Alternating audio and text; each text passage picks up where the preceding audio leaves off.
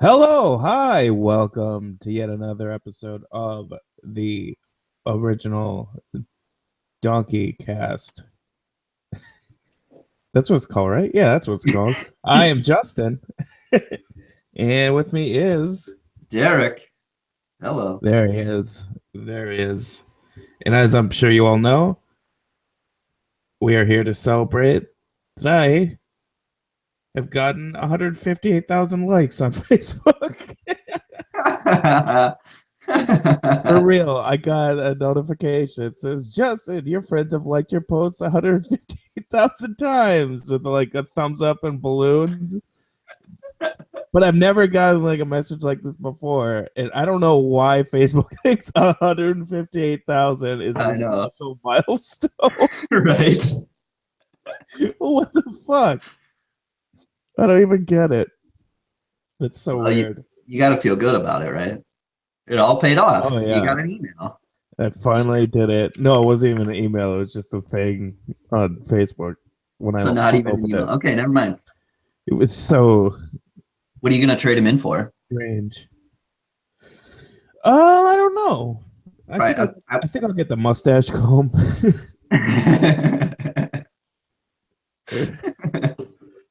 Just in time. Yeah, man, just trade. You get a mustache comb. Yeah, well, there'll be another day. I'll let it grow back out. I'm too lazy to shave every day these days. Yeah, Fuck it. Who cares? It's like it's basically either don't shave or shave every single day.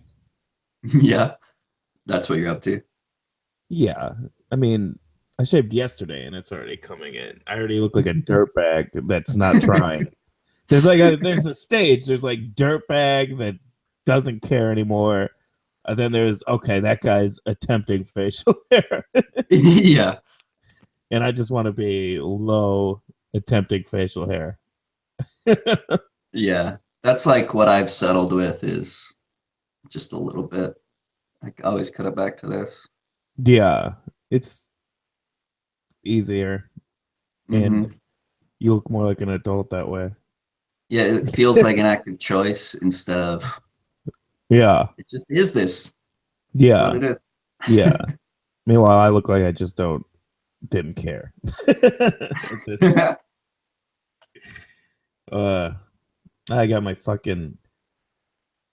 I went to the dentist because I had a problem where my mouth hurts very badly. Oh, one of Oh, those. oh yeah, one of those. And they got me in like immediately for the checkup and the cleaning. Um, like 2 days later, right? Hmm. And then it's like, all right, this is what we have to do. We can get you in 3 weeks. Oh, cool, great. So you could see what's wrong immediately, and then I have to Yeah. wait for you to fix it. They didn't even give me any pain medicine or anything, which is fine. Whatever. Yeah. And I don't know if I don't know. I don't know what Are their you thing gonna? is. Okay. Is it better Well, though? oh, I no. Oh. It's worse. It sucks. I don't know what's up. I don't know if they know what they're talking about. Well, I mean, I have 8 cavities, Yeah. but I've had those for like 7 years. I just never got Yeah. filled because I didn't have Right. $2,000, Right. which is what this is gonna cost, basically. Yeah. But luckily, my mom has an HSA with a bunch of money in it, so I can just Perfect. luckily I can just use that. So Yeah. that's not really a concern. But Yeah. Cool. like they also said that they're like, "Are you really stressed out?" And I was like, I don't know." They're like, "Is there anything that would ever be stressing you out lately?" And I was like, not really. I mean, I quit smoking like a month ago." And then they're like, yeah, it looks like you've been grinding your teeth in your sleep." It's like, Oh, really? oh, good. That great. So now I probably have to buy a mouth guard. or Yeah. something. But at least that's a quicker fix than like surgery or some shit. Yeah, it's certainly better than surgery. I thought it was gonna be abscess or I was gonna have to get a root canal. So I Yeah. mean, it's better than that. But I don't want to wear a mouth guard. That's Yeah. kind of it's a stupid thing to whine about. I'll just get a goddamn mouth guard. And then they're like, Out of all the options. and they're like, we'll sell you a mouth guard, but it's a really nice one, and it's like $400. It's like, I was like, really? And she's like, yeah, I wouldn't buy it. Yeah. She's like, you should go on Amazon. That's nice. The dentist that was actually selling the fucking mouth guard said that. Yeah. So yeah, I should probably do that once I get some money. Yeah. Which I did. I won $100 today, huh? Oh, really? Yeah. On I bought what? a scratch off. Oh, I bought a nice. $2 scratch off just because I had $2. Somebody tipped me and I had $2 extra, and I was like, I'll get a scratch off. And I got one and I won $4. And then I went to a gas station and got two more. And then one of them won $2. So I went to the gas station again. This is all today. Like, because I'm driving and I'm like, and I keep winning. So I keep stopping at a gas station. And then I buy one more and it's like, I was like, oh, sweet. I won $50. And I bring it in. He's like, he gave me $100 bill. It's like, whoa. And then he's like, yeah, you didn't scratch off the double your prize thing and you got double. So yeah, made $100. Fuck yeah. Yeah, but then I cashed in. I got the $100 and I was like, whoa. I mean, this is just found money, so I might as well spend $10 of it on more lottery tickets. Yeah, that seems fair. Yeah, 10%. Give a little back. Mm-hmm. So I did that, and one of them's worth 20. So I'm just gonna go turn those into more. Fuck it, who cares? Yeah, well, absolutely. I feel like you should keep your $90 profit. Yeah, as long as you're never cutting into that, play as long as you fucking can. yeah, exactly. I always win those fucking things. I never buy them, but every time, and then I just end up I never like a lot. The 100 is the most, but I'll like just buy $1 one. It'd be like $24. I'm like, okay, I'll buy cigarettes. But now I'm not buying cigarettes. You haven't smoked for a month? Is that right? Well, I haven't, but I bought a pack maybe 4 days ago. And then I smoked 5 and then I threw the rest away because I was Gotcha. this isn't going to end well. Yeah. It's That's weird. cool. Yeah, well, whatever. I mean, I should have never started, but it's weird because you start smoking again, you're like, this isn't even good. Yeah. That's my first thought. I smoke one, I'm like, that wasn't worth it. And then within an hour I've smoked 4 more and I'm like, I'm not even enjoying these and I'm getting addicted again. So I might as well I dumped the pack out into the garbage outside instead of just throwing the pack in, because then I'll just go in there and get it. But if I dump them out, I'm not going to sift through the garbage. Right. God, that's the dumbest thing to do. It's not even that I've never understood it. It's strange. Yeah. The thing is that it's not even... I don't even think I'm super addicted to the nicotine. I think I just like the act of smoking. Sure. I think that's the thing. If I replace it with weed, it honestly doesn't bother me that much. That's when I quit. Yeah. That's when I quit, a month ago, because I wasn't smoking weed for the longest time. And then I was like, all right, if I'm going to start smoking weed again, I'm going to stop smoking cigarettes. Yeah. I told myself. It's a good trade. Yeah, it totally worked, too. Because after a week, it was like, who cares? But probably smoking. I've been smoking too much weed, though. I got to stop. I haven't smoked yet today. That's going to be my thing. Don't smoke until 6. Yeah. You get so lazy. Dark out is a good rule. Yeah, and it's better. 'Cause Totally. when you get Everything's high, yeah. When you get high super early, it's like, oh, this is great for like 20 minutes. And then you're like, better. now I have to keep it going all day. And Yeah. it'll never be that first 20 minutes. But if you do it at night, like a couple hours before bed, then you're just nice and high and in a good mood, and you weren't gonna Yeah. do anything anyway, probably. Yeah. You can like watch some thing, watch cartoons or something. Anything. Yeah. It'll Yeah. always be better. Absolutely. In the Read. times that I've smoked like waked and baked, I like write a little bit and then kind of like you said, you get that and then that energy kind of like peters out and then you're just kind of like chasing that. Yeah. Yeah. Like it's harder to write because I knew it was just so easy. Like an hour ago, this was all just coming right out of me. Good or not, it was there. Absolutely. It does. I do find it does help a little bit just to be like ever so slightly high, just like a tiny bit. Hmm. But then anything more than that, you're just like, why would I write when I could watch a movie? At least me. Do you know the George Carlin thing that's what he said? You What? write sober and then take one hit of a joint, An edit? put it out, and then punch up all your jokes. Because like now you know the premises are good and you're just adding good humor.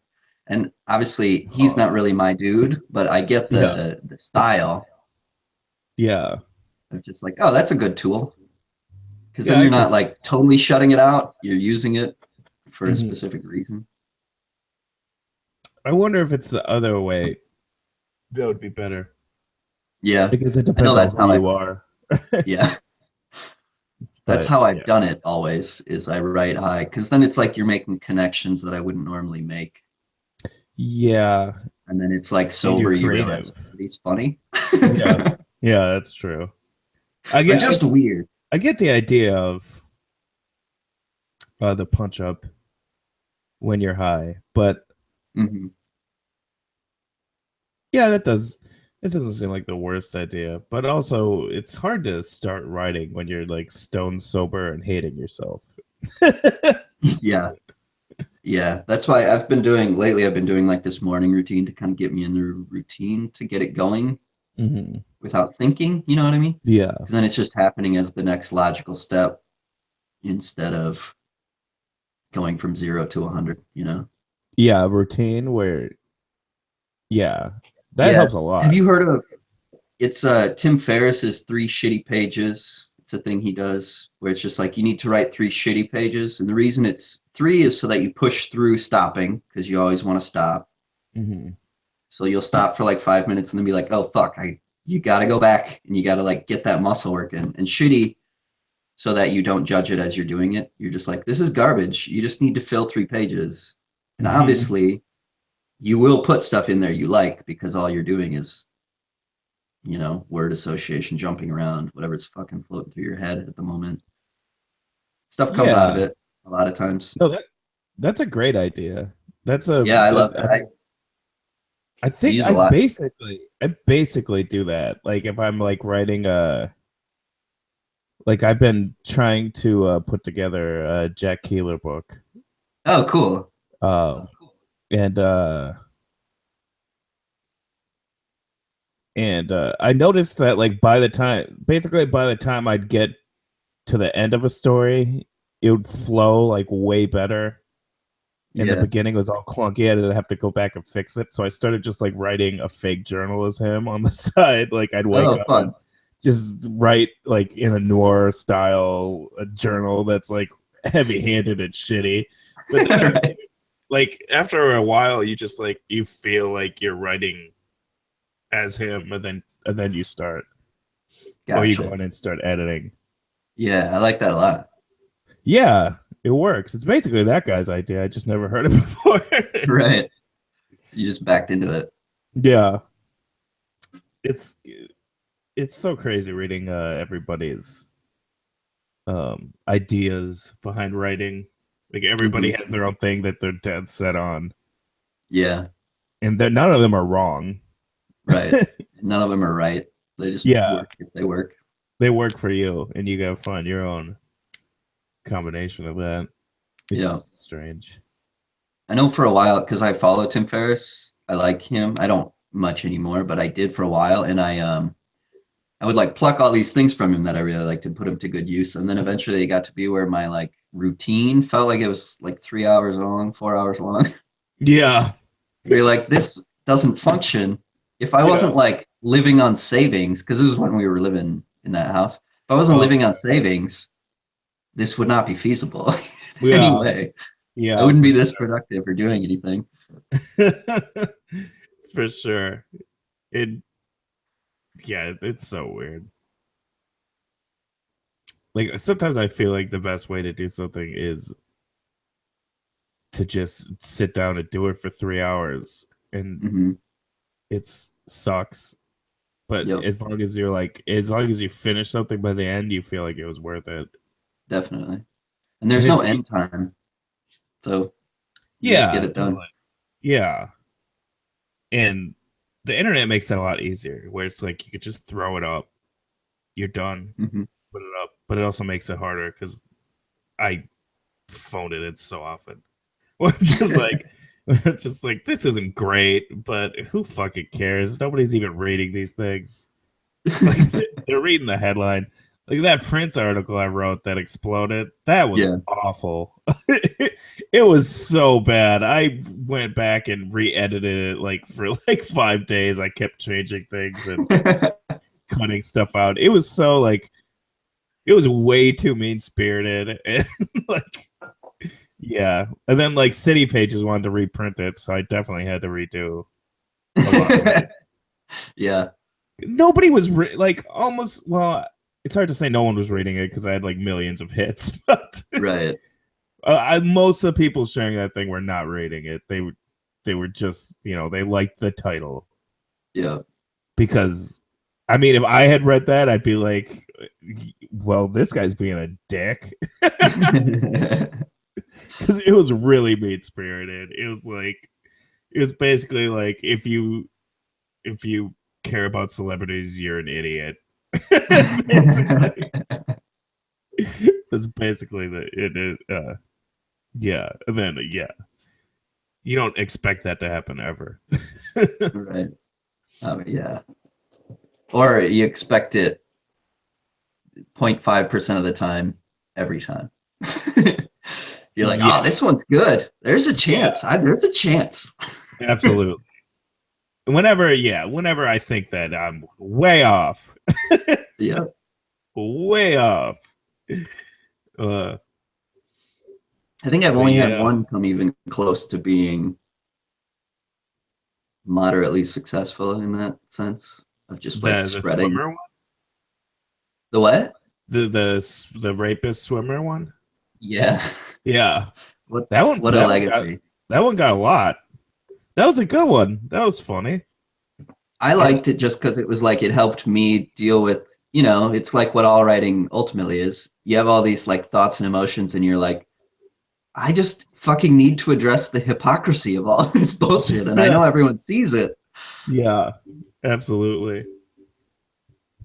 Oh yeah, like the fucking like right now with the what's his name? Phil Alondro? Phil Castle? Oh, wait, Philandro Philandro Castle? Castile. Yes, yes. The thing with it, you had marijuana in your car, so he deserved to get shot. Oh, yeah. Like the prosecuting attorney, like, did you have 6 grams of marijuana in your car? Fuck you. You shot her Yeah. husband. What does that have to do with anything? Or And also, it's decriminalized in Minnesota. So even if it, you get a lot. I You don't get care. up to an ounce and a half.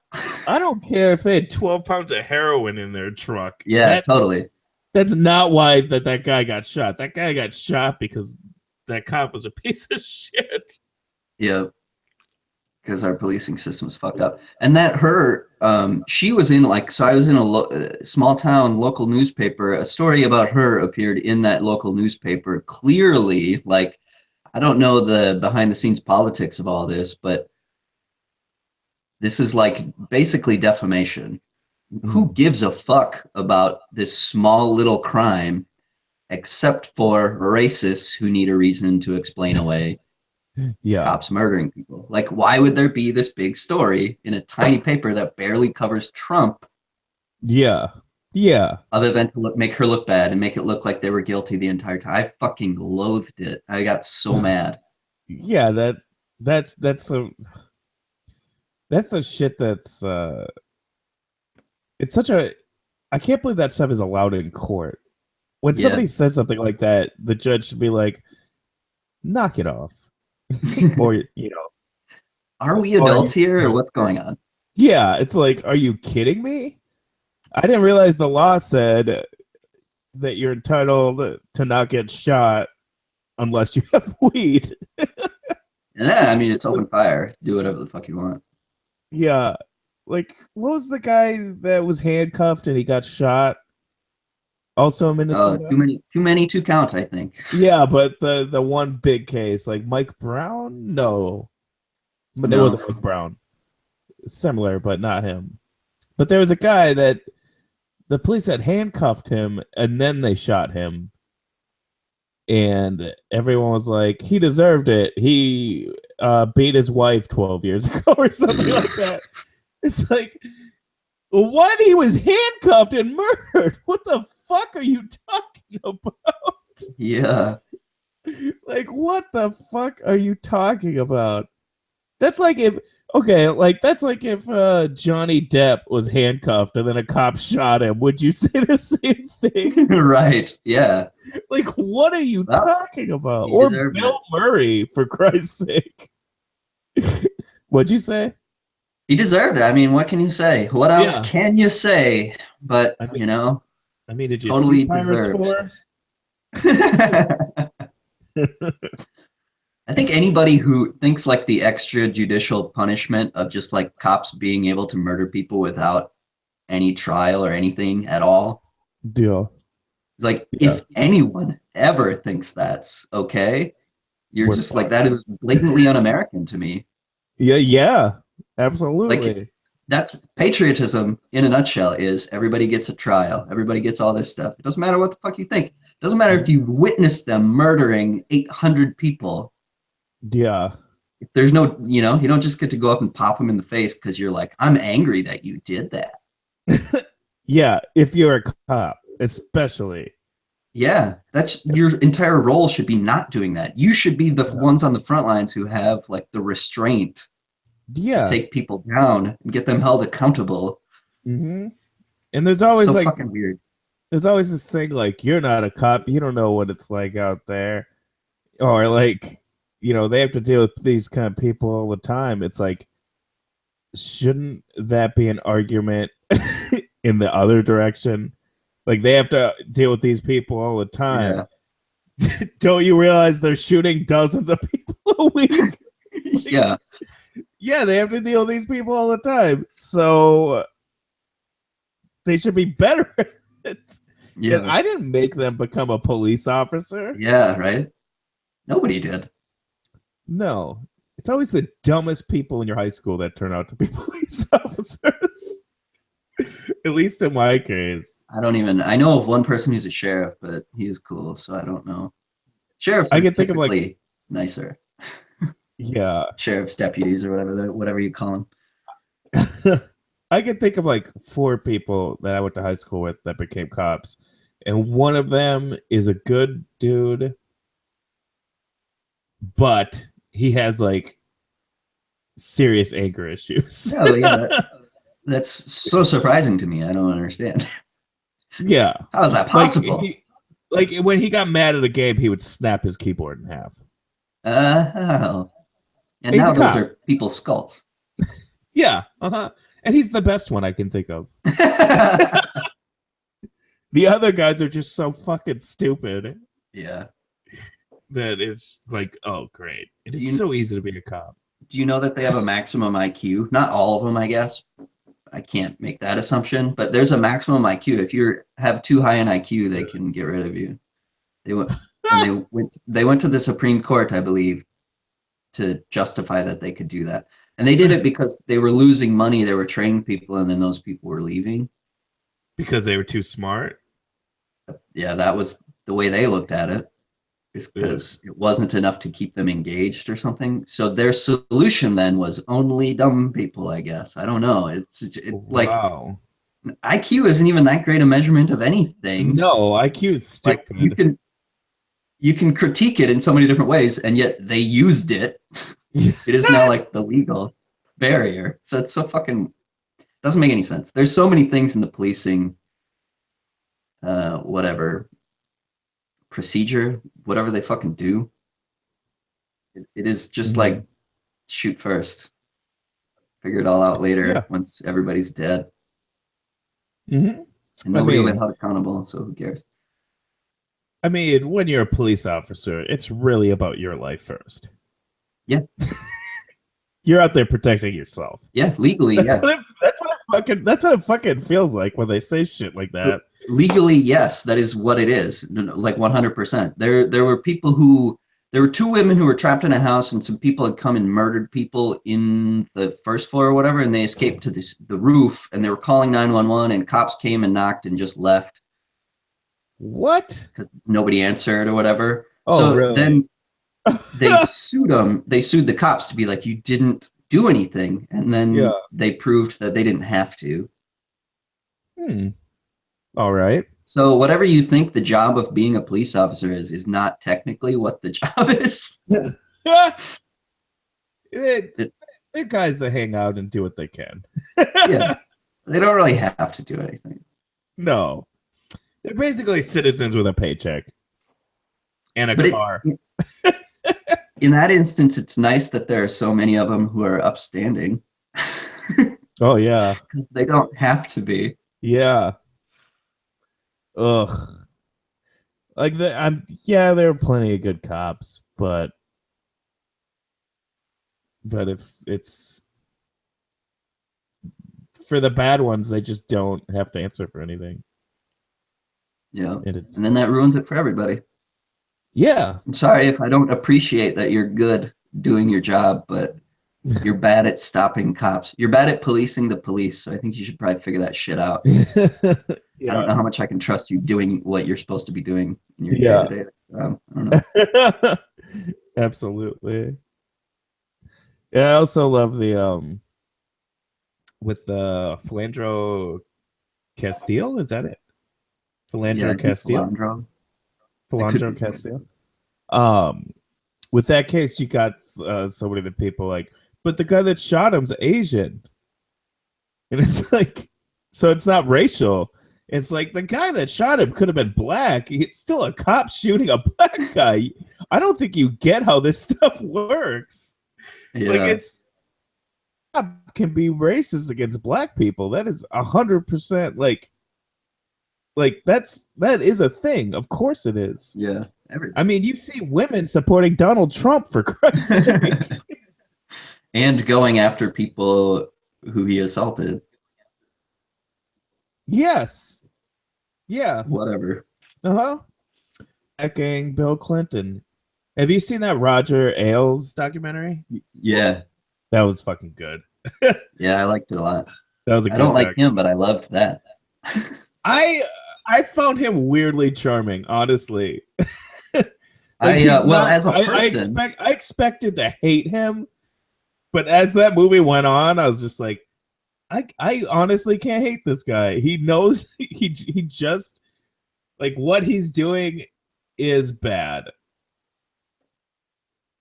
But he doesn't seem like a bad guy. He seems like a guy that has like a serious problem where he can't tell the difference between like winning and doing what's right in a weird way.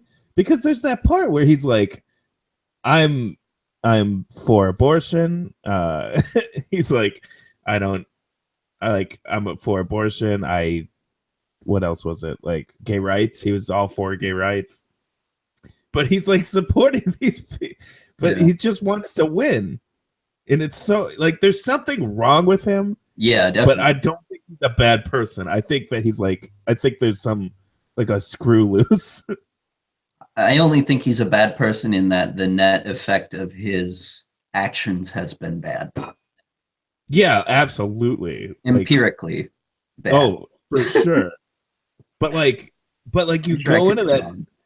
I went into that documentary like, oh, this is gonna be fun hating this guy, and then I kept just being like, I can't hate this guy. I don't believe in anything he's doing, and I hate that he's doing it. But he's like, Yeah, he seems like he'd be fun to hang out with, could be. which Yeah, I mean probably more isn't than other true. I people don't for know. sure. Yeah. It like in the political realm is what I mean. Like if you're picking a bunch of politicians or people Mhm. in that arena, I would pick him Yeah. just to talk to him. I would hate Yeah. everything he says, but at least you know that you could say what you think and he would tell you what he thinks and it would all be Mhm. awful. Yeah. That's fine. It's so, yeah. That was a strange thing to watch. God, I just watched The Keepers too. Have you seen that? I didn't finish it, but yeah, I watched most of it. That thing sucks. That's a badly made documentary. It's so poorly made. The story's interesting, which is the worst part. But that documentary is shitty as fuck. I just thought it was Um, I don't know. I didn't really think that necessarily, but like what? it's just so long-winded, and the reenactments are so stupid. And Yeah, like they'll just have parts where she's like trying to get the microwave to work or something for like 30 seconds. And it's like, this has nothing to do with this. Stop it. yeah. This is this, It's a that's series, not how you make a fucking documentary. This isn't a portrait of this woman or something. Like it's not like right? it's a, uh I there were a lot of problems with it, and and that's the thing that bummed me out was it was such an interesting story, and Yeah, then they that you just want to like, know about. yeah, but constantly it was just like Kate was especially annoyed with it. I wasn't as I annoyed with bet. Kate as Kate was, but yeah, yeah, absolutely. She's just like, I don't understand why people tell me to watch this. She's so mad because it's so bad. Oh, that's funny. But yeah, it was, yeah, like that thing could have been 3 episodes, easy. Yeah, Like they stretch that fuck, like they're just trying to make another Making a Murderer yeah, or something. I don't know. I don't. definitely. That bummed me out because that could have been really good. Hmm. And watch the whole thing. So it was. The Oh, story must have been interesting enough. oh yeah, it was. Yeah, yeah, it was.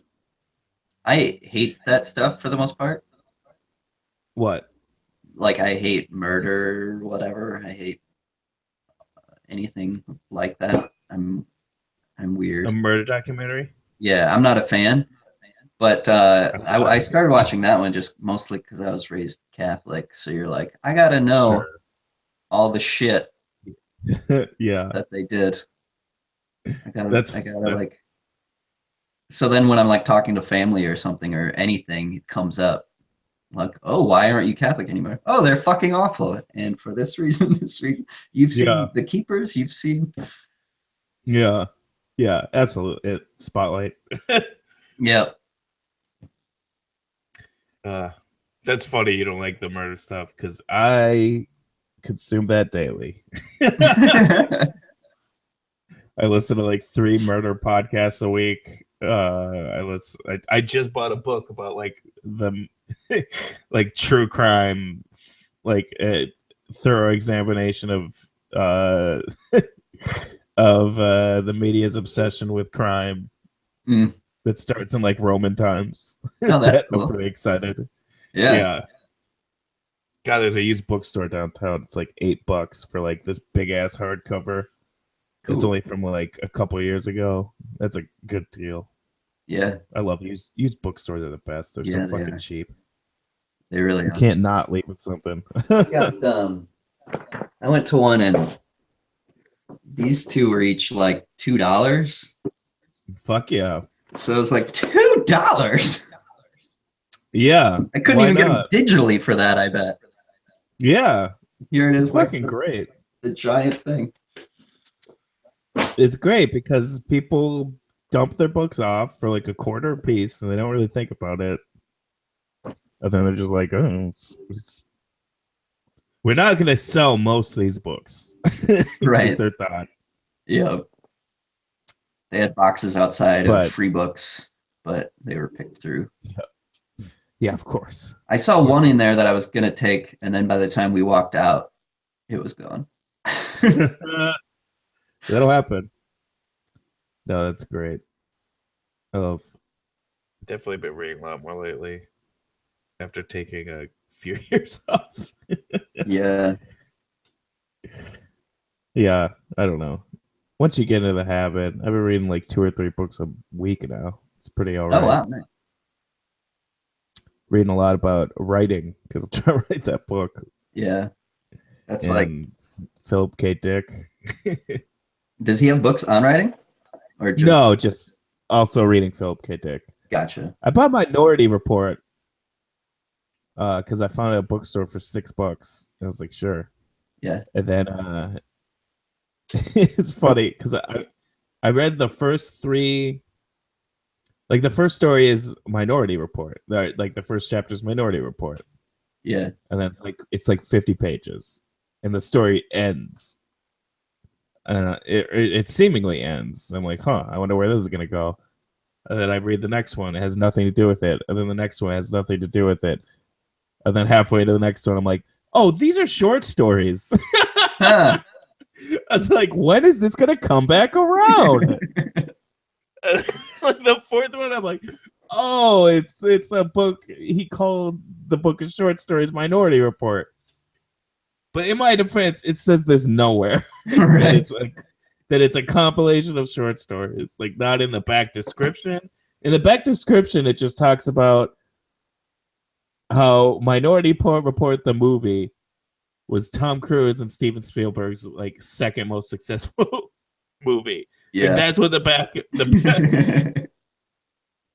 and it says nothing about it being a collection of short stories. But then one of them was Total Recall, which I didn't even know was a Philip K. Dick story. Yeah, I think I might have known that, but I forgot. I wouldn't have been able to recall that, ironically. But yeah, that's cool. It was called something else. It was called something else though. But the only reason I knew was I've never even seen the movie, and the only reason I knew that it was Total Recall is because the thing he went to was called Recall Incorporated, and I was like, Yeah. oh, this is Total Recall. Isn't it was on? good. It's on Mars. Yeah, it was like Yeah. 20 page story. Really? Oh, Yeah. it'd be fun to read. I should look that book up. It's actually a really good book. It's pretty cool, like the way, like it's just a bunch of like sci-fi ideas. Yeah. Like each one has a different cool sci-fi idea that you probably recognize today because everybody steals from Philip K. Dick. Yeah. God, he's had so many movies out of his work. It's such a shame that he was like so not famous at all by the time he died. Yeah.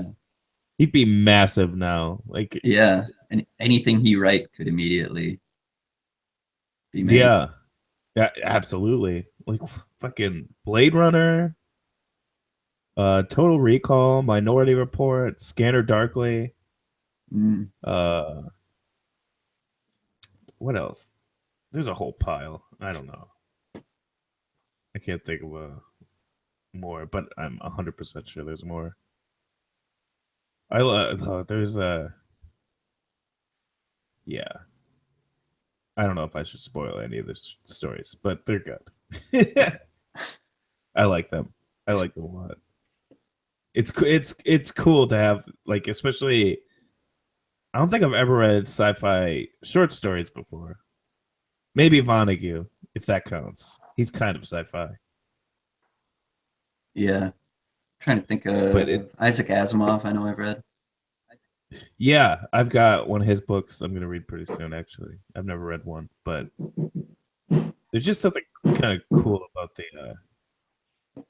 the like here's a sci-fi concept, and like it's basically the beginning and middle of a long story, and it gets right to the chase. You know what I mean? Yeah.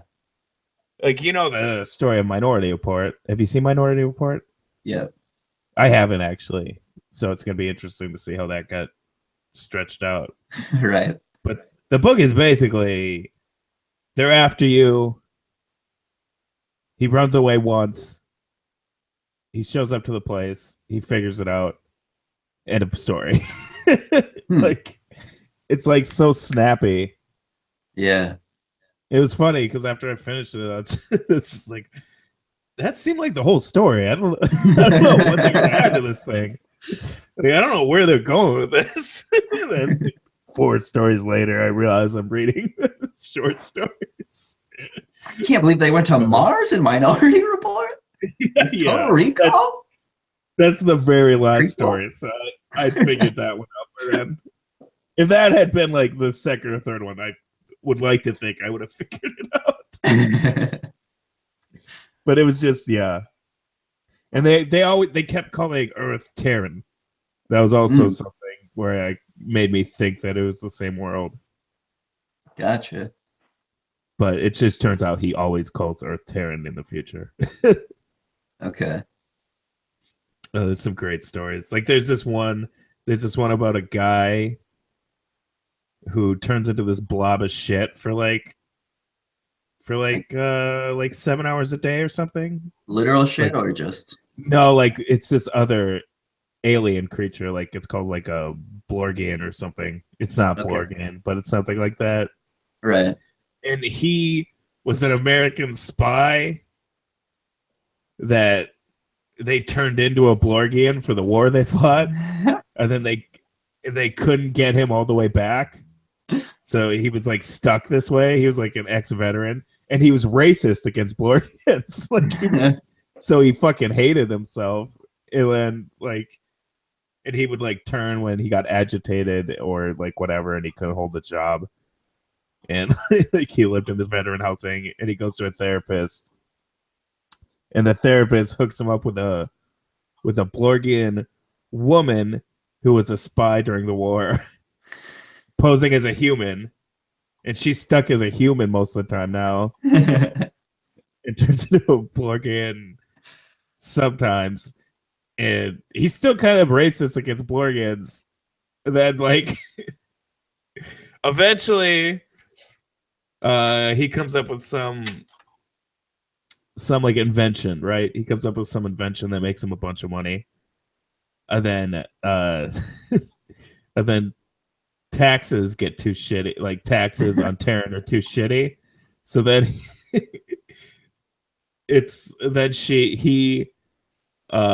goes to the Blorgian place and sets up a factory. But to set up a factory there, he has to be 100% Blorgian. So he gets a surgery to make himself 100% Blorgian. And before that, he cheated on his wife. And they were getting divorced. And then she decided she wanted it back. So she got surgery to become a human. So it was basically like what's that old story? The with the comb and the I'm talking about the magic and then the hair is gone? Yes. What's that fucking called? I don't know. I don't remember. Yeah, I don't remember either. The something. Oh yeah, that's right. The something. I know it's the something.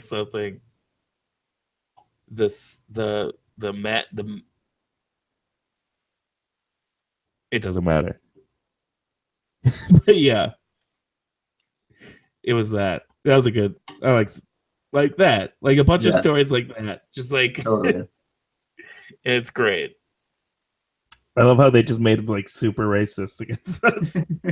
Blobs of garbage. Well, yeah, and it feels like that would be the truth of the character almost. Just being If you're a spy against him, you'd hate him. And then also you'd be one, you'd hate yourself. And then that obviously is a whatever. That applies to so much of humanity. Yeah. And him and his wife had kids too.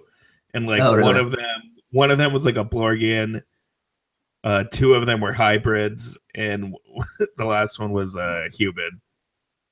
And and he like didn't consider the Blorgian his and stuff like that. Like it was great. And he kept like he would hang out at the VFW. Or no, it wasn't the Veterans of Unnatural Wars. It was the VUW.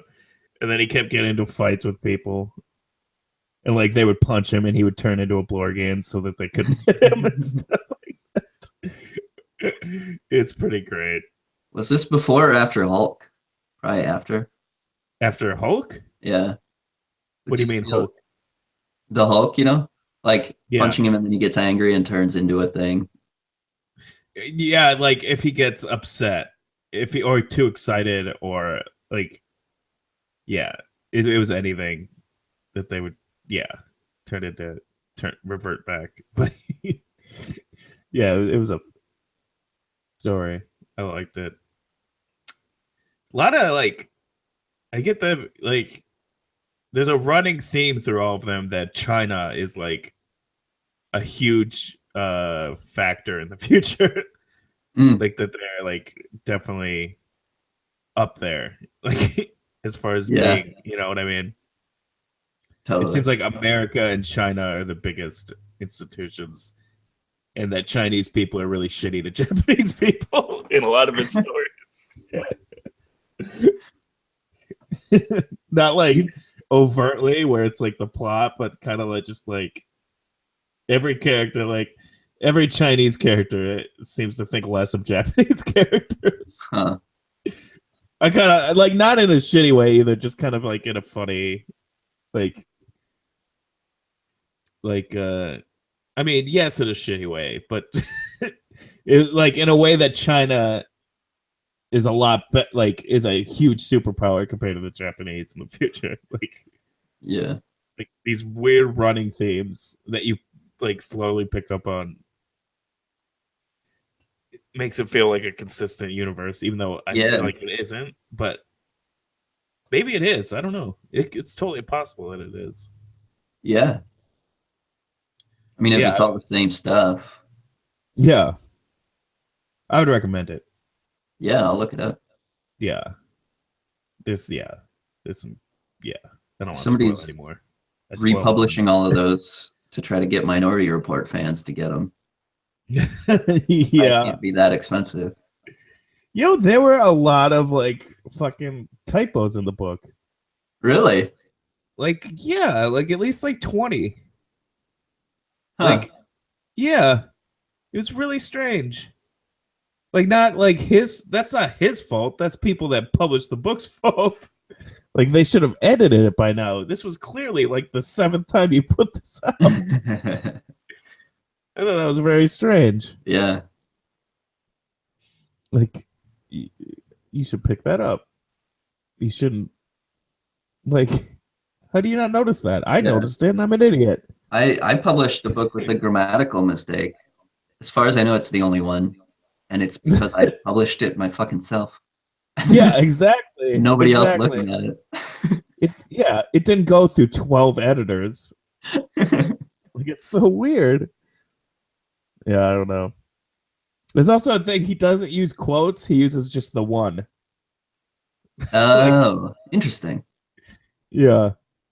I mean, it doesn't bother you, but at first you're just kind of like, why don't you just use quotes? There's nothing else that's different about this. Did he just hate the fact, like, that's too many lines? Why do you need 2? It costs money per ink, per letter. Yeah. I mean, it could be that that's the way it was back. No. Writing stuff, because what? Well, there's like certain things. It's like there words that now don't have like hyphens in the middle of them have hyphens when you read old books. Right. There's lots of. It's I not don't like know. it's not like On the Road didn't have quotes though. I mean, there were plenty of other books around at the time. I suppose. I just meant it could be a legacy, like typewriter thing or whatever. That could be meaning. Yeah, that could be true. Or maybe he just wanted to be a little bit different. Yeah. This is fun. Like Chuck Palahniuk kind of writes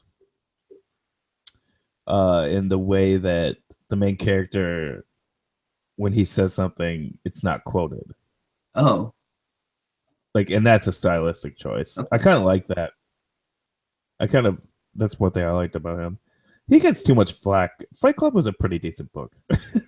Yeah, I don't know that I ever read it. I thought it was good It was pretty when I read it. short too, right? Yeah, it's not too long. It's got a really distinct style. I feel like most of his other really derivative of it, and I wouldn't recommend them. But Fight Club he nailed. I read that when I was a kid in like one sitting because I enjoyed it so much. Yeah. It's a good endorsement. Yeah. And that was when you were I read John. playing video games at any point you wanted to, and a book went out. Yeah, that's true. That's true. I feel like the best time to read is after you get high and you're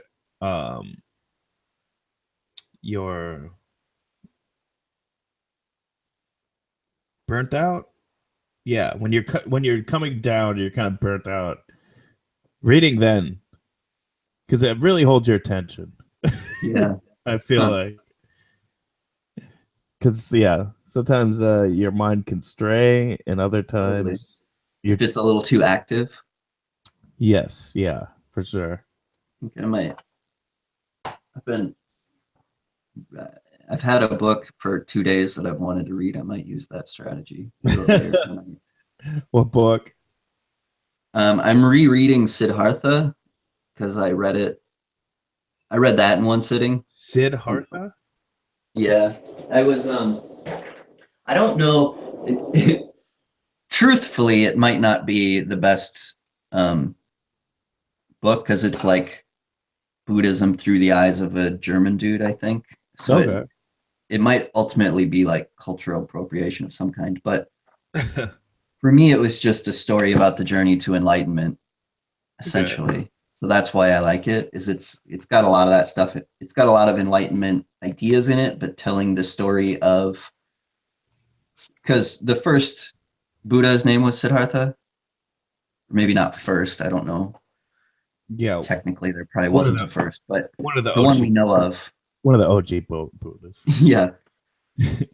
So this is kind of meant to be about him and about how like it's his entire life ultimately. So you go from beginning to end. He's a young kid who's like knows about the Buddha, sees the Buddha, then decides he wants to go follow. So he has to like leave his dad and family. But it's like the issue is I think storytelling wise, his dad. So then he I don't want to spoil anything if you're gonna care. Okay. But, yeah, I might check it out. He like leaves and goes on his own journey and kind of like lives his own life. So instead of following the Buddha, he kind of like has this idea of, I'm not going to follow, I'm going to be my own Buddha. Like that's the whole point, is go do your own thing. Don't just do what this other person said to do. But then ultimately finding out that it's all the same. Like you reach the same conclusions regardless, you know? Oh, at least that's cool. what I liked about it. That's cool. I read it while waiting to get into the Colbert Report. So like while just sitting in the line, because you got to show up early and then you just have to wait forever. So I went on a journey of enlightenment before Colbert. That's cool. Have Mountain Goats been on Colbert lately? Is they're touring now? Huh. Yeah, I don't know. Maybe. I know that's his favorite band. Really? Oh yeah. Oh yeah. He had them. He was the first television appearance was on Colbert Report. Cool. I think that was the first band he had on that. Huh. And he and his website also streamed the album for the 24 hours. Sure. Yeah, it was weird. I'll look that up. That's a fun appearance. I'm sure I watched it can't- at the time. Yeah, I definitely did. Yeah. It was probably like almost 10 years ago now. Damn, time. I Yeah. just read his new book. John O'Neill's new book. Came out with a new one. Oh, is that? It was good. I liked it. Yeah, it was good. I think it was probably a step up from his last one. That's cool. But it kind of had a similar. They have this similar theme of like it's about the journey. It's not about the answers, Okay. Yeah. which I liked in the first one, and I like it in this one too. It's not quite like the first one though. To Okay. explain, but like the premise is that this kid's working at this video store, and somebody complains about tape. They said something weird happens in it. And he takes it home, and then there's this part of the tape that cuts out, and then it's like a woman tied to a chair, like in this room, and it's confusing. And then it cuts right back to the movie, and then they keep finding videos like this Mm. in there. So people are renting the videos and then recording. Like it seems like people being hurt or something onto the tapes, or something like that. And then there it goes. But it's I like it. Okay. There's something about there's something about the way that both the books are that's like kind of like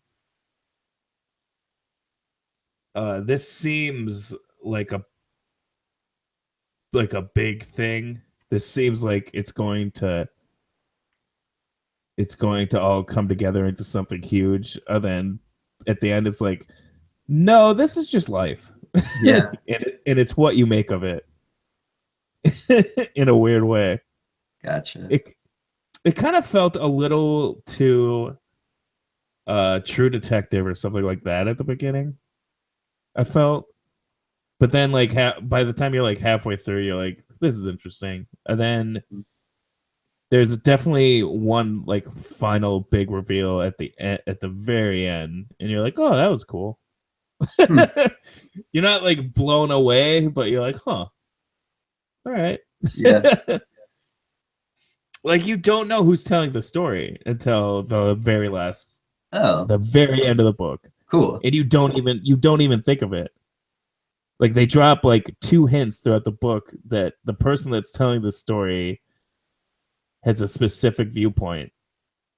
Like there's all of a sudden there's a point where they say, when I was working at like a grain elevator, and you're what the narrator because it's like an omnipotent third person narration. Yeah. So it's very strange that happens all of a sudden. Yeah. And you're and it makes you think like who's writing this story?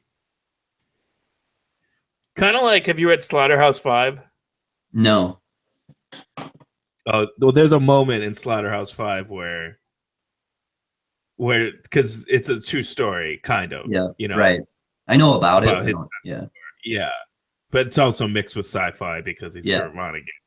Yeah. And there's this part where they're like, where somebody like yells, "Shut up over there," or something like that. And then he goes, "That was me. I said that." It's so funny. He's like, I think there's like one other time he shows up, like he's just kind of hanging out in the background because the story's about fictional people that were in this real place where he was. Yeah.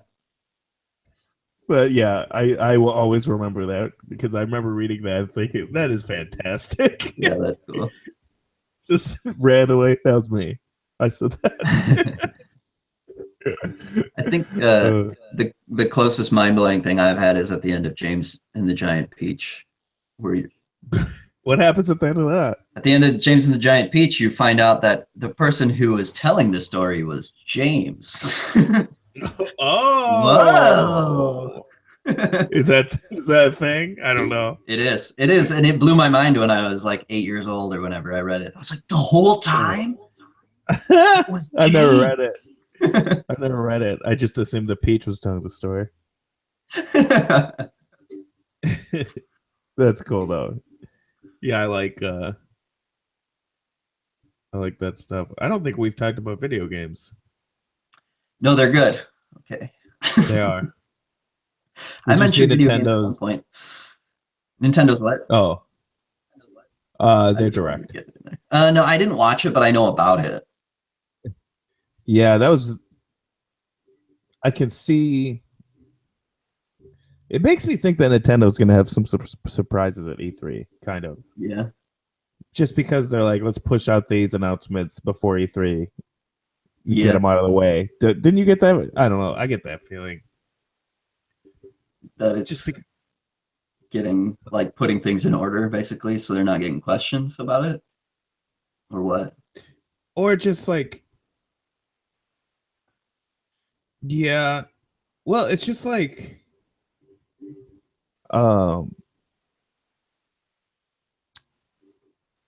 like the announcement's weird too. The ultra versions of the Pokemon games on the 3DS. Mm-hmm. 2DS even, Like, right? Because it's like, I mean, it Oh, is yeah, I 3DS, suppose. but the big push they're doing is for the 2DS. Yeah, absolutely. And it's just like,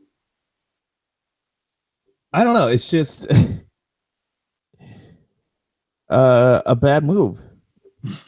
I think. I think it's a bad move. Why are you putting? I'm sure you'll make a lot of money Yeah. on these games, but this seems like the time to be pushing Switch. Mm-hmm. And put it out on the Switch. Yeah, But maybe they're making a new one. I guess if they're going to finally do a Pokemon that is like a home console Pokemon, even if it's a Switch, which is kind of both. I guess I would probably rather see them make one from scratch. yeah, it'd be better. Absolutely. But it also seems like, why don't you just fucking put those on the Switch? Nobody cares. They just want to play Pokemon in a higher resolution. Right. And if the games are already there on 3DS. Who's going to buy a Switch? Yeah. Yeah. That would have I feel like that would have sold a lot of Switches. But I guess, yeah, honestly, they don't need to sell a lot of Switches right now. They need to make a lot of Switches. Yep. Still lines everywhere. Yeah. I hear that they're having like a war with Apple for parts. Have you heard that? Oh, I didn't know that. Oh yeah, because they like need the same parts the Switch does as the iPhone. And yeah, I guess Nintendo is winning because they're sure making a whole lot of Switches. Yeah. I feel like they need it more. Yeah. This is like Totally. I wouldn't say once in their company's history, but it's like the biggest deal that their company has ever had. They need to get on it while it's happening. What, the Switch? Apple's just Apple. Switch, yeah. Well, they need to get that shit figured out while it's happening because Yeah. people are fucking fickle and you have no idea. That's true. But I wonder also how that works for customer demand. I wonder because I feel like a lot of people might, if they see a Switch, they'll just buy it. Yeah. Just because of the rarity. Yep. I bet that does push a lot of people to a purchase where they might just say, I'll wait until Mario comes out or something. Yeah. But like, I don't know, if I saw a Switch, I'd probably try to scrape as much money together as I could to buy it. Wouldn't you? Yeah. I don't know. At least try. I would get one. I would get one, like, the cutoff is coming soon, at least in my opinion, where I'm like, they will make hardware improvements. They will make slight improvements eventually. I know Like what if you the mean. kickstand isn't perfect, they'll have a better kickstand. Yeah, I mean, I I'm could just at the point where I'm like, the longer I wait, the better it'll get by default. if they came out and said the only thing we're changing is the kickstand, I'd buy it now. I don't give a fuck. But yeah, no, I hear you. I want to switch. Just I Yeah. want to play Splatoon. Arms doesn't look that bad. The more I see of Arms, the more I Right. kind of think it could be pretty fun. The more it's actual gameplay footage instead of just like the demo from the initial launch video. At least that's why I get more interested in it. Yeah, yeah, it looks good. I hear it's kind of bare bones, but people say the same thing about Splatoon, and that Yep. game fleshed out pretty well. Yeah, and Yeah. there's always Arms 2 that they could do. Yeah, absolutely. Yep, totally. Oh man, I could really go for some more Splatoon. That game was a lot of fun. It was a lot of it's everything I want out of like a online multiplayer shooter. It's fun. It's people aren't huge dicks. You can't even talk to people if you want to. Great. Yeah. No, like now you can. I Right. don't think anybody's going to. Like it doesn't. Yeah. There are other ways to like get chat. Like there are easier ways to chat with your friends while playing Splatoon than Nintendo's solution. Yeah. Which is Definitely. weird. It's very weird. It'll be weird to see it implemented, like the final version where they're like explaining how to do it, and just I think at that point it'll just be like, really? Yeah. I Absolutely. mean, I get that this is what you were talking about, but this is what you settled on. Yeah. Whatever. Yeah. That game is fun without the voice, so no voice for me. Saturday's the big day, right? That's the first press conference. Oh, Crazy Taxi. You heard about this Crazy Taxi game? No, is that coming back?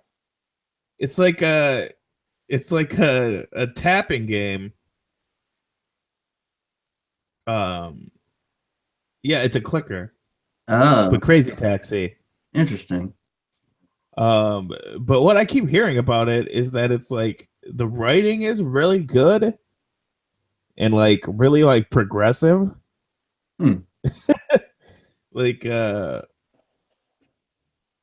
Like what it like Ben Pack, the new guy at Giant Bomb, was saying like there's like trans characters where they're like they're not a joke. It's like a really like like impressively done. Like they're characters. They're three-dimensional characters. They're not the butt of jokes. Huh? Yeah, they're treated like people. People. Fun. Yeah, exactly. And it's rare. Yeah, being done in any medium. Yeah. Let alone video games, which usually gets that shit so wrong. Yeah. But it's just like really the Crazy Taxi clicker game is the one that is nailing that kind of stuff. That's interesting. Yeah. I like Crazy Taxi. That game was fun. Yeah, I played it a lot when I was younger. Yeah, it was a blast. It was my Dreamcast game. I think when I played, well, until I got Royal Rumble, it was the one I played a lot. Yeah. Huh. Yeah. I should download that. It's probably free. It's a clicker. Yeah. Yeah. I play a lot of Player Unknown, a lot of Stardew Valley, a lot of Banished. I've played some Banished, which is a RTS where you build a town kind of thing. Oh, okay. I don't know if I know that one.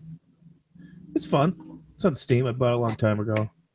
I'm not very good at it.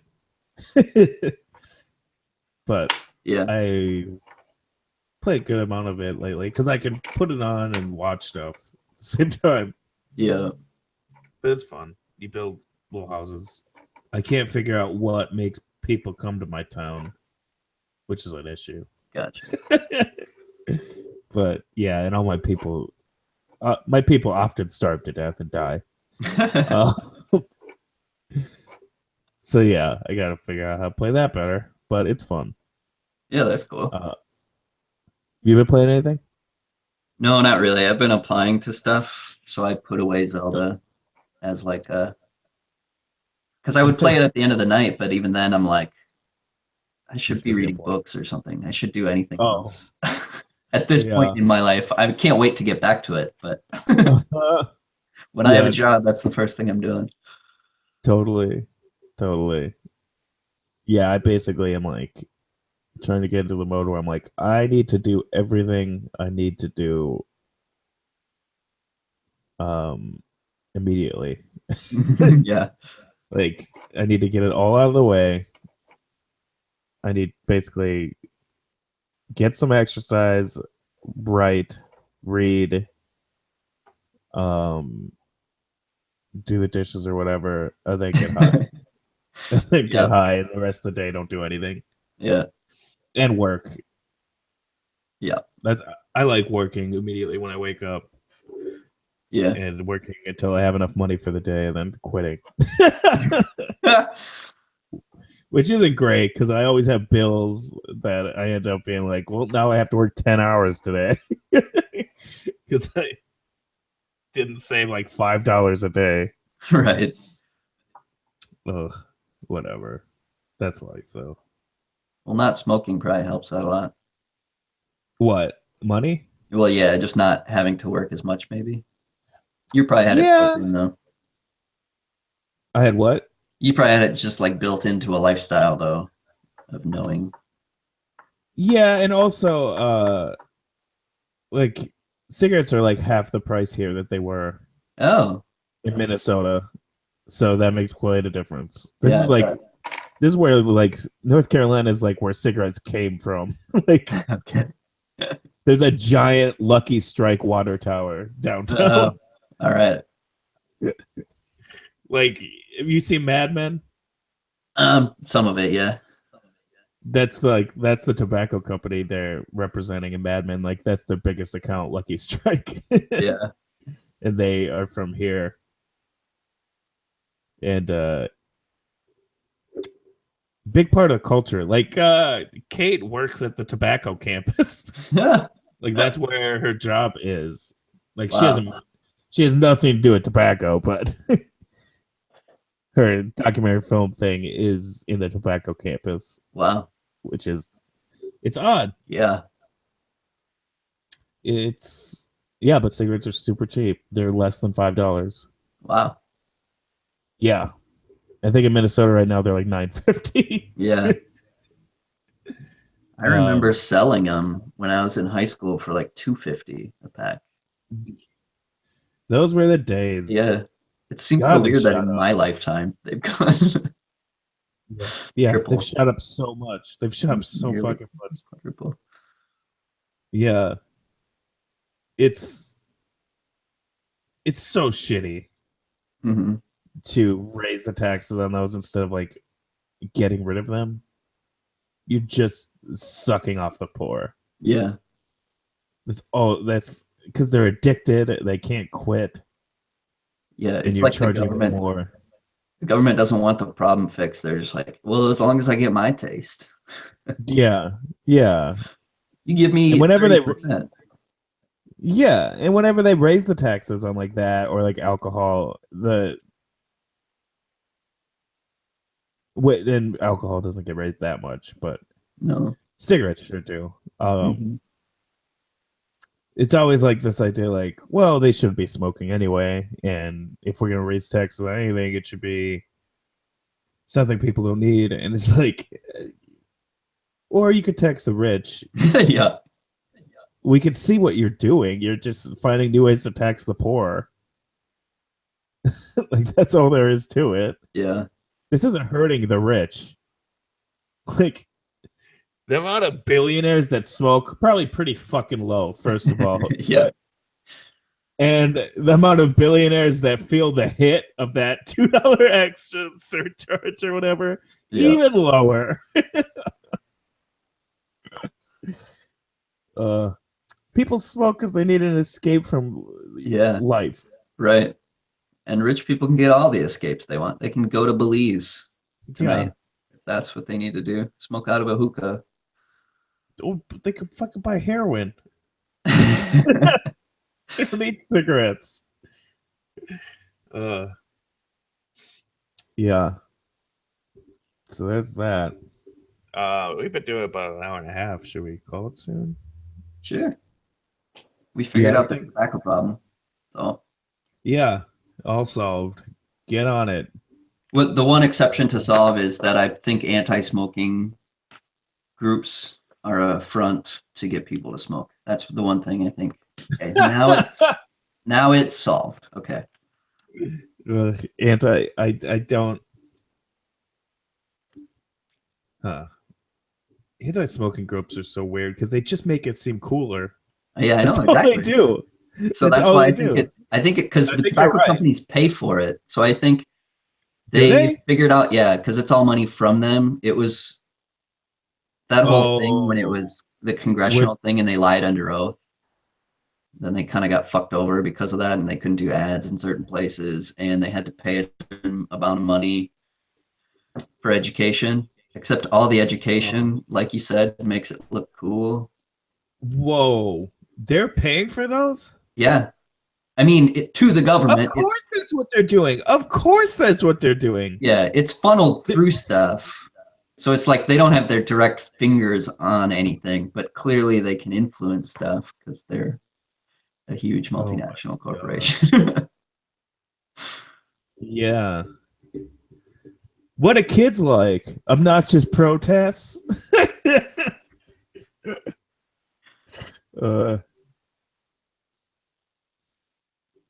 Man.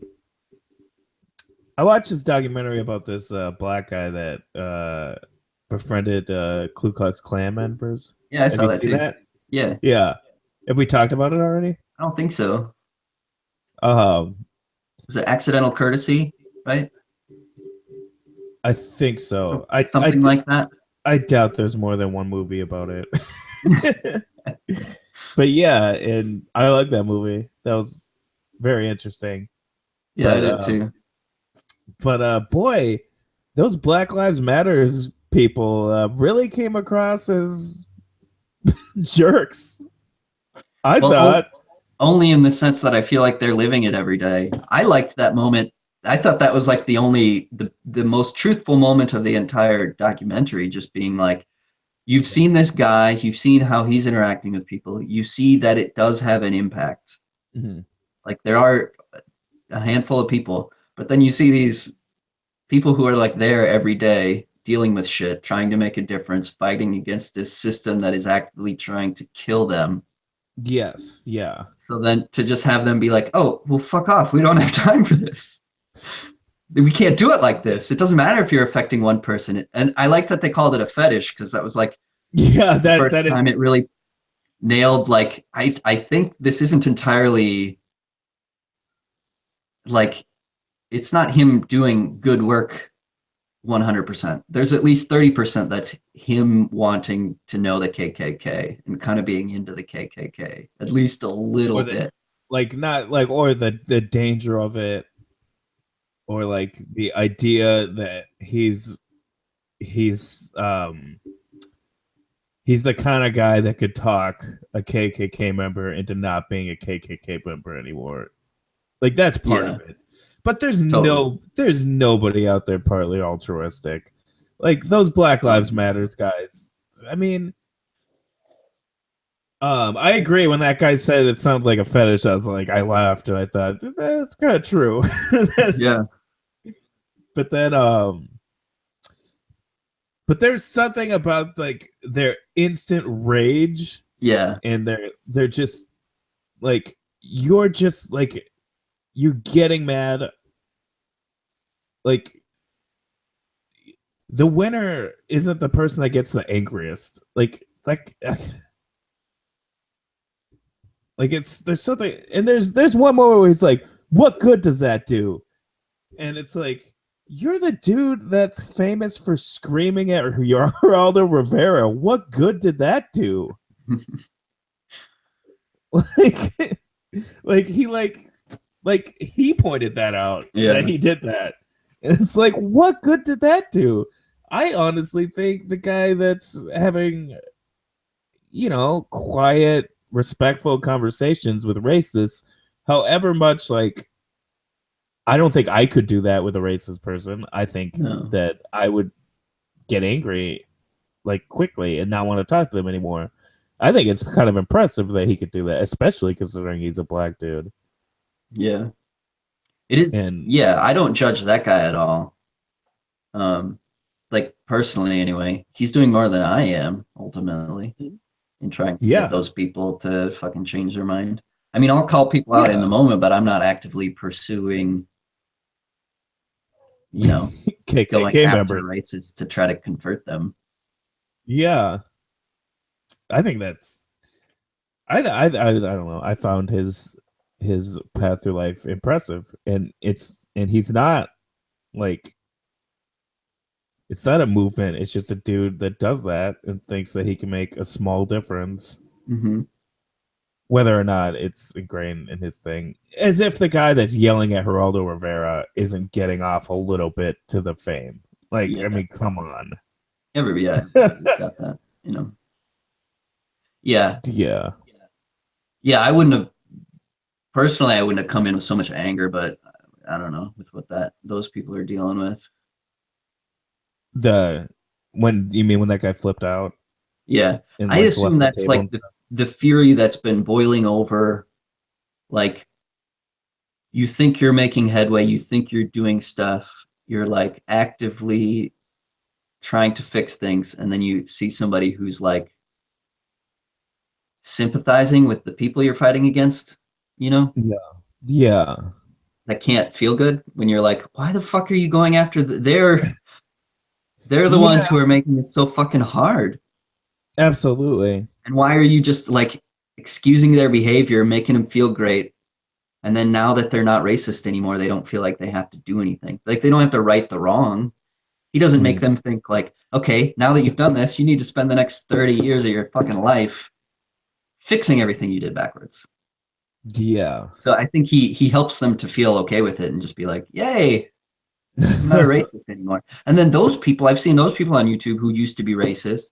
At least there's one video of a guy who's pretty fucking cavalier about racism. He jokes about it because he's a white guy and he can joke about it. He's like, oh, I used to be racist. I used to say this stuff. Oh, dude, this shit's not funny. It's happening today. Yeah. It's still happening. So unless you're going out and trying to stop those people, it's not an enjoyable experience. The Bill Maher effect. Yeah. I'm not racist. I'm going to say the N-word for almost no reason. I would say more than almost. There was no reason. Yeah, there was no reason. That was bizarre. Yeah. I watched that clip. It was just like, why did you say that? Yeah. Why? What the fuck is wrong with you? Yeah. First of all, why would that pop into your head? Why would that be the joke that pops into your head? And why would that be the one you go with? And absolutely. And also,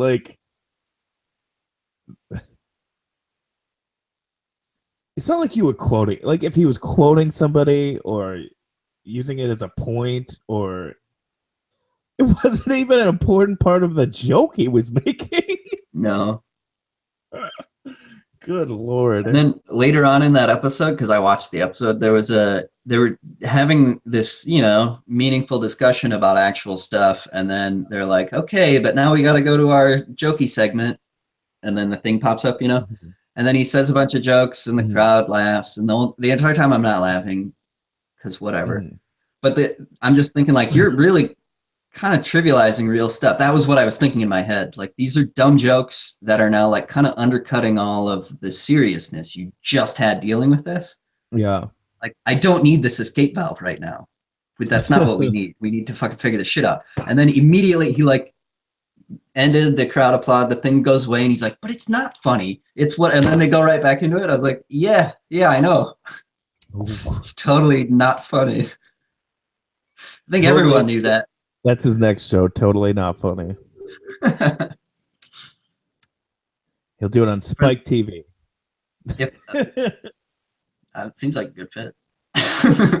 That's where he'd end up next. Most of the times when somebody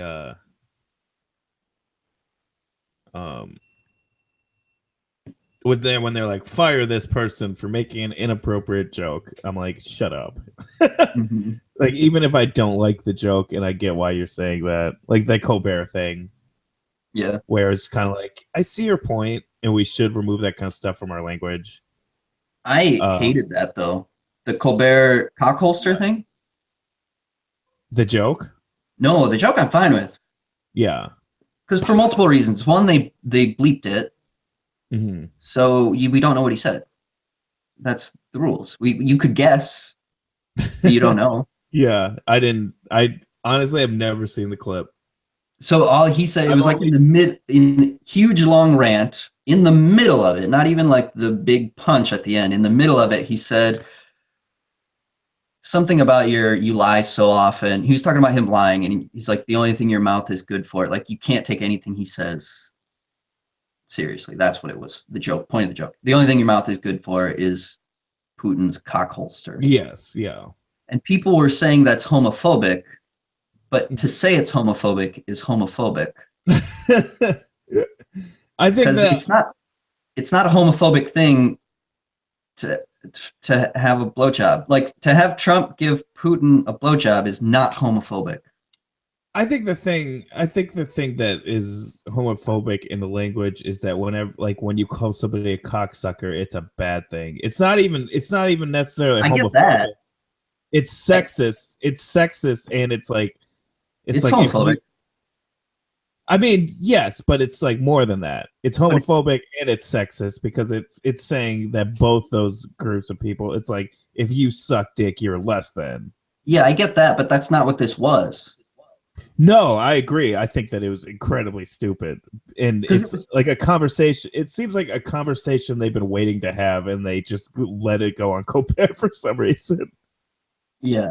Well, I think what actually happened is there because shit was multiple times things would happen, so they were just looking for anything to go after anybody for. So when Colbert said that, they said homophobic. That's homophobic, and you'll notice no gay people said it was homophobic. It was old white rich Republican white guys saying that's homophobic. It's homophobic to say another guy would blow another guy. That's what they think. So that's why I'm saying that's not homophobic. To treat it as if it's this abnormal thing that needs to be addressed is homophobic. Mm-hmm. So to draw attention to the distinction saying it's because they're two dudes, now it's homophobic. Mm-hmm. Colbert never said it. It was just, he's talking about Putin and Trump. Two people. Yes. They're two people. Absolutely. It's irrelevant. The gender was irrelevant. He was just saying like, yeah. Whatever. I agree with the idea that we should start removing that kind of thing from our language. The idea that sucking dick is like makes you subservient and whatever. Yeah, but it's like what Colbert said wasn't offensive. No, it was just like if somebody is in someone's pocket, you say they're sucking their dick, and which is kind of weird because if it were a woman, you wouldn't say, "Oh, he's so eating her pussy." Like that would be a weird thing to say. You would actually probably say that she's sucking her dick, which is even stranger. Well, that proves that the point of the thing is not like, at least in Colbert's instance, it was, to me at least, it wasn't about you're sucking his dick so much as it is you're doing whatever the fuck Putin wants you to do. Yeah, you're subservient. Yeah. Which is kind of like, but that's kind of, yeah. But that's not what, so I hate cocksucker. I hate that as a term. I hate it. Like for a long time I've hated it, but I don't think that's what this is personally. And maybe it's because I have a blind spot and like Colbert. that I can't see that he would be, but I just know he wasn't being. And I think he was being, if anything, he was being callous with words, but those words were not meant to be homophobic or derogatory. It was meant to show a relationship between two people in the in the most, like, the maximum level you can get. Totally. But it's like, yeah, I'm for removing him. I'm definitely for people not talking about that and people using, anybody as a scapegoat insult word, where it's just like, you as a person are an insult. Because that doesn't feel good. Yeah, I totally, like, my thought is just like, okay, maybe that wasn't the most progressive thing that's ever been said, but who gives a fuck? We're talking about Donald Trump, and you want to fire Stephen Colbert. Donald Trump, Putin, or Stephen Colbert? You want to fire Stephen Colbert? Yeah. And like you said before, that thing is driving me insane. Like, the idea of all these Republican white males, like, that was offensive. Yeah. To people that get offended. Yeah. Like, what? You weren't offended by that, you piece of shit. Yeah. Ugh. I think the only thing worse, in my opinion, is Kathy Griffin's fake outrage at being attacked by the Trump family. At what? I don't know if you saw that. She did that picture with her and Trump's head bloody or whatever. That was just dumb. It was. So then you're like, oh, okay. Just move on as if it didn't happen because it's fucking stupid and accomplishes nothing. But then she had a press conference where she was playing a victim, like she was attacked by the Trump family and she's been bullied and all this stuff. Like, yeah, I mean, you would have had a leg to stand on before that picture. But since it happened because of the picture, anything that happened, you deserve what happened because you opened yourself up to it. I agree. I don't think it's like, when people say she was threatening the president, I think that's stupid. Yeah, me I too. think it was just I think it was just a really stupid and tasteless joke, and clearly an attempt to get attention, which worked, but not the way she wanted it. I think it worked in the opposite of the Barbra Streisand effect, which is she wanted it so bad that universally everybody was like, that was dumb. Yeah. It was really dumb. Like, imagine if fucking, like, Nick DiPaolo held a severed head of Obama during his presidency. Like, what would your reaction be? Probably, go fuck yourself, you you boring piece of shit, which is my reaction to Kathy Griffin. Yep. Like, what a boring, stupid, callous joke. You had to hire a photographer, find a Trump head, and cover it in blood. There was a lot of work that had to go into this terrible idea. Yeah. And at no point you're like, maybe I shouldn't hold the sitting president's head in a photo. Well, I think that was the whole thing. Is what's the thing I can do that'll get enough outrage to where I'll be on the news again? Remember when George W. Bush's head was on the Game of Thrones? No, I don't. Are you probably towards the end of season 1, I think it is. There's like a bunch of heads on spikes outside the castle. Yeah. And one of them was George W. Bush because they had like a bunch of prosthetics, and one of them was the George W. Bush's head. So they just used it and covered it in blood. But somebody, I think during the DVD commentary or something, like, nobody even noticed it, but like somebody pointed it out, and then there was like people were outraged. And that's a little different. They just had some parts lying around. They just used his head and didn't think. If anything, it's just disrespectful, you know? Yeah, and they totally apologized. In the moment where you picked that up, you should have probably not picked it up. Yeah, or not mentioned it because nobody even noticed. Or mutilated in some way where it's like, because it is just plastic. I think they did try to like bloody it up enough so that they couldn't notice, but yeah. Yeah. I mean, they're just trying to save some fucking money on that expensive ass show. I could see Yeah. why. But and they just like pointed out in the commentary, like, oh, what a weird fun thing. And then of course people got furious. Yeah. I wonder how furious all of those people were about all of the dead Iraqis and dead Americans from the Iraq War. Yeah. Right. So if none of them has said any outrage about that, that's a pretty good sign that they care more about a plastic head than real lives. And I don't give a fuck what they think. Yeah, they care about symbolism, but don't get your feelings hurt.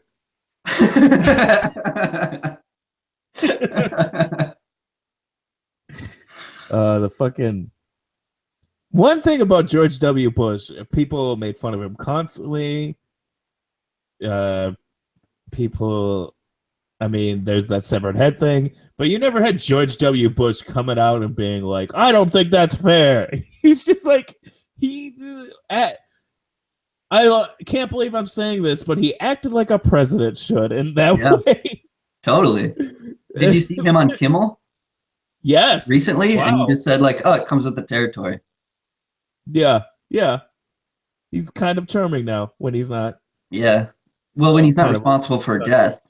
And then, yeah, he's a decent dude. I mean, if he had never been the president and murdered a bunch of people, I'm sure I would like him a lot. Yeah, me too. But, I mean, if it's his administration, well, it wasn't him. For sure it wasn't him. But he did it all. Yeah, he was just the name. He also could have stopped it all. So it is him. You know what I mean? Yes. Oh, absolutely. But with like Trump, it's just like, yeah, there are probably people pulling Trump strings, absolutely. But he's also just such a colossal piece of shit. And he's the one. And they all say that. They all say he's the one and he's going to do what he wants to do. And lately you hear rumors about how during the campaign he would get advice and then do the opposite of it just because it's the opposite. Like, if he's an obstinate dude like that, yeah, he's just the one doing whatever he wants to do. Yeah, and the way he fired Roger Ailes, but still used him the entire time. Yeah. Like, what a fucking ego. Where he knows, like, he needs him, but he doesn't want him to get the credit. Like, you fucking psycho. Yeah, with everybody, too. Like, that's partly supposedly why he fired Comey, is because he was getting more famous. He just said that yesterday or 2 days ago about his son-in-law. Oh, Jared's getting more famous than me. Like, oh, kiss of death. He's gone. He's gone. Oh, man. What a father-in-law. Yeah, I can't imagine. I don't know why you would voluntarily... Like, I get that he's like a personality and he'll berate you into submission. But is there nobody in that family who's a rebel in any way who's just like, no, fuck you. Why would I go work in your business? I'm going to go to anywhere. Go to Southern California and work on a farm. You don't have to do what this guy says. He's shitty to you. You can see it in all of them. Oh, for sure. They are waiting for him to die. And I bet Trump Industries is going to change so much after he dies. Well, yeah. I mean, his two sons anyway have been total shitheads for the past couple of years. Yeah. Like, I don't know. Did you see the thing about the Eric's charity for kids' cancer? No, I don't think so. It was endearing. You're just like, oh my God, I think I love Eric. I like Eric a lot. Oh, yeah? His whole thing was, I'm raising money for kids. We get to use the golf course for free. We get all this stuff comped. So all of the money gets to go to kids. It's great. And they showed like the percentage of the money that went to overhead costs. And I think it was like 17%, which is like half of what other charities have. So it was really cool. And then his dad made him pay off all of the Trump stuff. So now now it's a scam and it's self-dealing. And yeah, he totally ruined it. That's essentially where you're like, oh, and Eric went along with all this and he excuses it now. He lies about it. You're like, oh, he's a shithead. Yeah. Whatever he was is now over because the public pressure makes you say things that you can't take back. You can't take it back. Can you imagine growing up with your billionaire father who becomes the president? Yeah. Like, if he couldn't have been any more insufferable. Yeah. Now he's the president. Oh my god. He could literally have you killed. Yeah. Yeah. Absolutely. Not that he couldn't before. Yeah. Except legally now. Legally, Yeah. he can have you killed. Yeah. And then I mean, he might have to ship you over to another country and call you an enemy combatant, but he can do it. He's done it before. No, I don't know. That's not true. No, Obama did, though. Not his kids, but he killed an American. Yep. There's no president that's going to be squeaky clean ever. You know, not even Carter. I think that was the one that got me when I was like, Carter. Yep. He couldn't even do it. Even a pacifist can't salvage. Yeah. It's an unenviable job. I know, it's so weird that people want it. Yeah. It's almost as if only psychopaths want it. It's a lot of people almost that- like that. It's basically two different kind of people. People with a massive ego and people that think they could change the world. And both are wrong. Trump is both, and he's been proven wrong. Yeah. The president basically seems to only be able to do awful things. like they can't do anything good. At least Like they just not on their own. Yeah. No, they have to get everyone to agree on anything good they do, but anything bad they do, it's just like, we'll do it, and maybe they'll stop us, maybe they won't. Yeah. That's the scary do it. thing. Is there seems to Yeah. just be permission where it's just like the worst stuff is the stuff we're most hands off on, where we're like, well, I don't know. I mean, that's his job to do that. It's his job to go to war and do all that stuff. Yeah. Yeah. Like, yeah, but that's the thing I don't trust him to do. That's what I don't want him to do. That's like the one thing. Yeah. It's the last thing you should do. All right. Well, we should probably call us. It's been about 2 hours.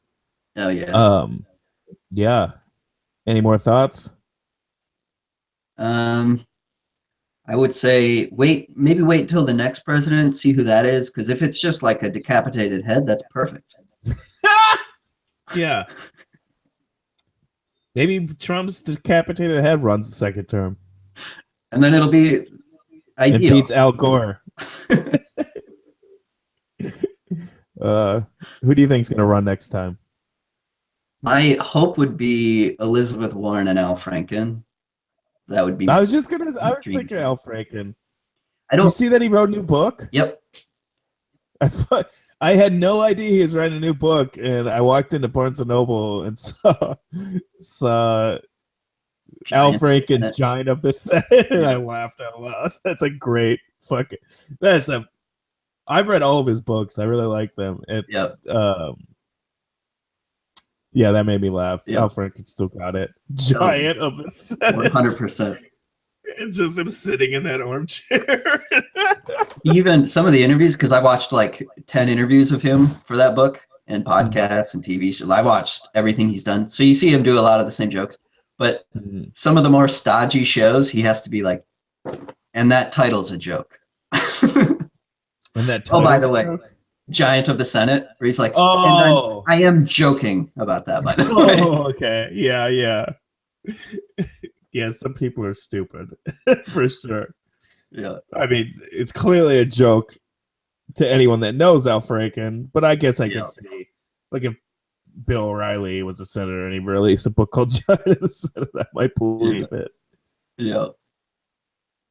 Yeah, I've definitely heard him tell that one joke like 500 times where he says he only did enough cocaine to make sure everybody else wasn't doing too much cocaine. Yeah. I love But that. in his defense, that's a good joke. It is. Yeah. I love that he talks openly about that without much provocation too, where he's just like, oh yeah, I did acid going to Grateful Dead concerts. I did coke at SNL. Like, Yeah. normally you gotta like, did you inhale? Did you actually get it into your nose, or were you just putting it right on the rim? Absolutely. Nobody cares. Yeah. I would love to see him run for president, honestly, because I would Yeah. like to see him like address that kind of stuff. Like, who cares? Go fuck yourself. And dominate a debate fairly easily, because he'll be like, him versus Trump would be simple, because Trump's big advantage was that he was in the moment, and Al Franken's, like, it's not even one of his advantages. He just always is going to be great in the moment. Yeah, because he's Like, he's not going to be overthinking shit. Yeah, exactly. Yeah, he's going to be funnier than him. He's going to be more even keeled than him. Yep. Yeah, he would probably destroy him. I just don't think he will. No.